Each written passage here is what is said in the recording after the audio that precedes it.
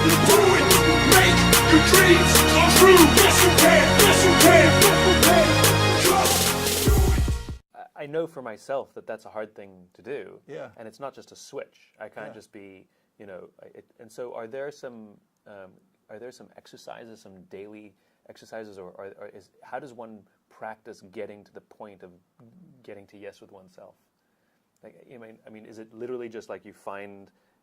Is it force? I mean, what can one do to get there? I mean, how do I get there? Yeah. Well, first of all, recognizing it's not always so easy. This is a lifelong practice. It's like any sport. It's like a sport. You don't become a champion in a moment. But if you can work at it every day, and we have the chance every day to work at it. But I think it starts with the ability to. I use the metaphor of going to the balcony. It's kind of the ability to kind of start to invoke your inner scientist and observe what's going on. It's almost like you see what's going on in the negotiation on the stage, and part of your mind goes to a mental and emotional balcony overlooking that stage where you can kind of keep your eyes on the prize. You can see what's going on, that a little bit of detachment to observe, so that you can then start to keep your eyes on the prize and ask yourself the question, what's my why here? What do I really want out of this situation? What's my intention? And if you can start to do that, and even like as a simple practice, like for example, every day, what I like to do sometimes is, before I'm going to go into a difficult negotiation or even have a phone call, just take a few moments, a minute even, of just quiet for a moment. Listen to yourself.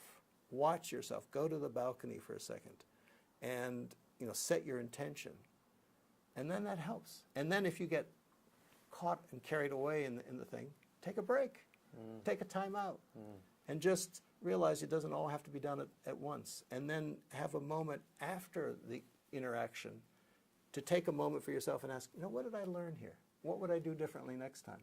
And then through the art of continuous improvement, gradually you can get better and better, and you train yourself to do that. You're asking us to do something very difficult in this information intense, metric everything, instantaneous gratification world. You're asking us to be patient. Right. Well, exactly. Even with true. ourselves. Well, the motto is absolutely start by being patient with yourself, for sure. That's it. That really is it. Because the thing is,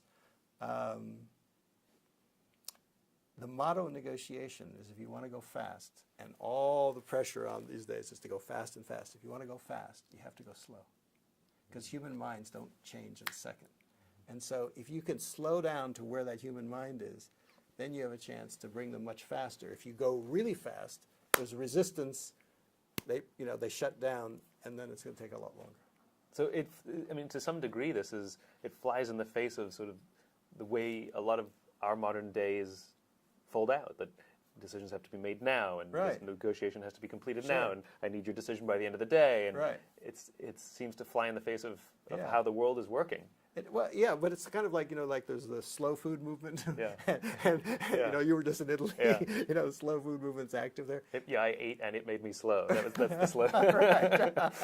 But it's, but just, the thing is, this is the paradox, is that if you want to go fast, it's almost like, like tennis players, they slow down the motion. And that's how they're so good, because they're on the balcony. They're in the zone. It's in tennis, it's called the zone. They're in the zone. They're in that place of presence and power and satisfaction. And the same thing is in negotiation. We've got high stakes situations. You want to be in that zone. And what my book suggests is a kind of some simple, almost like common sense, but uncommon sense methods for training yourself to be in the zone, so that you're at your highest state of peak performance when it comes to dealing in the tough situations we have to deal with every day. Even in this conversation, I'm learning, especially in this conversation. Every time I get to sit down with you, I walk away a little smarter.